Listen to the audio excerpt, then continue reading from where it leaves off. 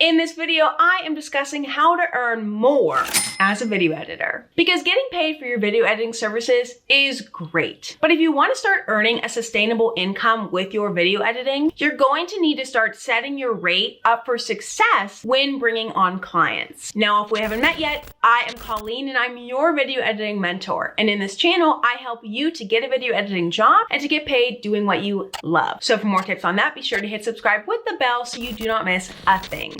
Now, when to raise your rate? This is a complicated question. There's no right or wrong answer. Your need to raise your rate may be coming from the fact that you didn't charge enough to begin with.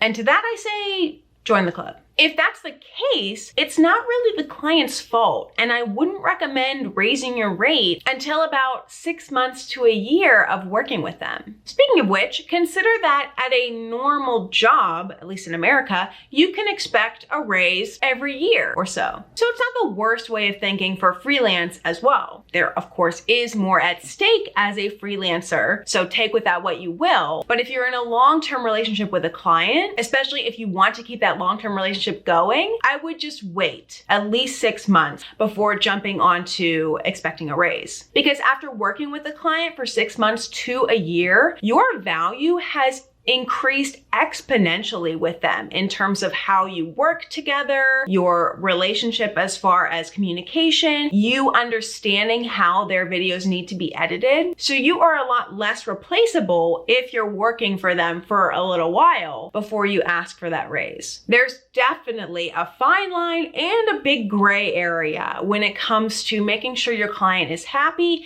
and also making sure that you're not being taken advantage of. For more info on this, I highly encourage you to check out this video here where I go over a few rate red flags that you should be aware of when you are pricing your services and working with clients. Now let's talk about setting up timeframes for clients. This is especially helpful if you're about to jump on to a longer term relationship with a client, but the client is nervous about paying you your full rate. Maybe they can only afford to pay you $20 an hour versus your normal $30. If you want to make the relationship work anyways, try offering them the $20 an hour for 3 months. Or even 6 months, with the condition that that rate will be evaluated at the end of that 3 or 6 months. The client will be relieved that they're getting a deal for a little bit. And to mention this again, by the time 6 months rolls around, your value is going to significantly increase with them. So they're going to be more willing to pay your full rate by that point. And at this rate, if you are working in 6-month increments with them, then every 6 months from then on, you could keep having reevaluations of your rate every 6 months if you've installed that type of working relationship from the beginning with the client. Now, if you've made it this far and you are loving this video, I'd love it if you could hit the like button below so this video can spread to more people. And for more details on how to become a YouTube video editor with Premiere Pro, you can always check out my Skillshare class and receive a free month of Skillshare just by clicking the link in the description below.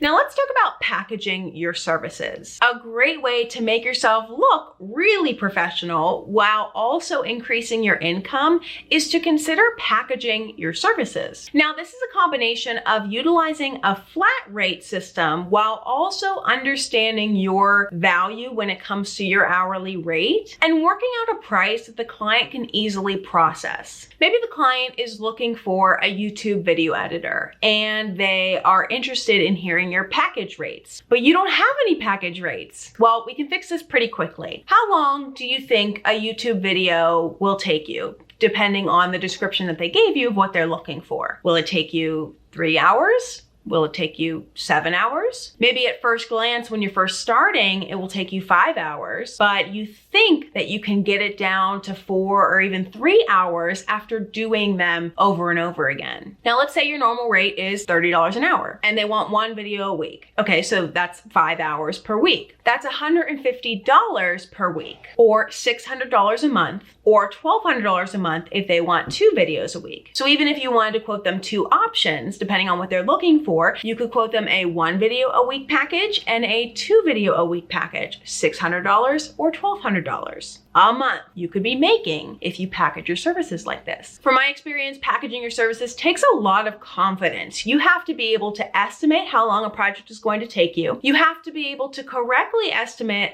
a comfortable number that is going to ensure that you are not being underpaid. And you have to be able to say these relatively big numbers to a new client without the fear of them walking away to find it cheaper elsewhere, deterring you from stating your full rate that you deserve. So it takes a little bit of practice, but with time growing as a video editor, working with a lot of different clients, you will be a lot more comfortable being able to talk to clients in this way. Now, this video is part of a series on making money as a video editor. So for more tips on that, be sure to check out this video next on creating your rate as a video editor. Be sure to hit subscribe for more tips on video editing, creativity, and freelance lifestyle. Thank you to my team. Again, I am Colleen, and I will catch you guys in the next video. Have a good one.